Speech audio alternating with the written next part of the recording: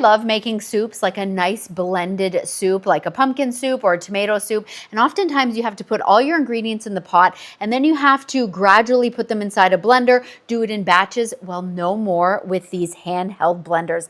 These things are so awesome. If you have never tried this, oh my goodness, it makes things so simple. So this one here is from the KitchenAid. It does come in different colors. This one's the silver. One thing you do need to know, this one is corded. It does say that nice and clear, but I do know when you look at the picture, you often think, oh yeah, there is no cord, but you do need a cord. It is pretty long, so that is good, but definitely keep that in mind. So basically, so simple to use. You plug this in, you have one button, but for safety reasons, you actually have to hold on to that button the whole time, which I completely understand why. I'm going to carefully show you this side. So this is like a 4-point stainless steel blade.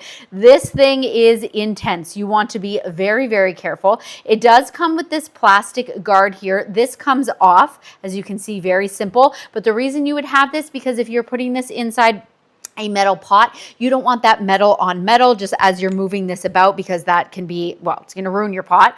Even if you have it inside plastic. It also comes with a little container. I think this is really great. I love that it has the lid. So if you're making some sort of like sauce, like you can make your own like dressings and stuff and easily quickly blend it up in here. You can pop this lid on and then just put it in your fridge, which I think is really nice. Also doubles as like a little measuring cup. But let's go ahead and take a quick look at this blade. So as I said, you just have the power button here, which we are going to hold, and then check that out. Look at that power. Like, it spins so fast, you just like can't even see it. That is so intense. So again, you want to be very careful, but hold it. As soon as I take my finger off, it lets go. And again, as I said, it is really important to do so.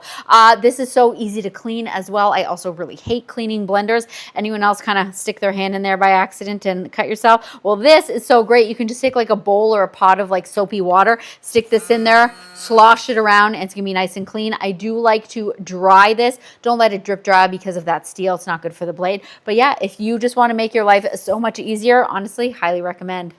Oh, I also forgot to mention that it has different speeds as well. So before I was just fully pushing it, and this is top speed, but if you just lightly push it, it's a little bit slower, now a little bit faster, and then full on. So yeah, different speeds as well, depending on what you're making. Definitely a good feature.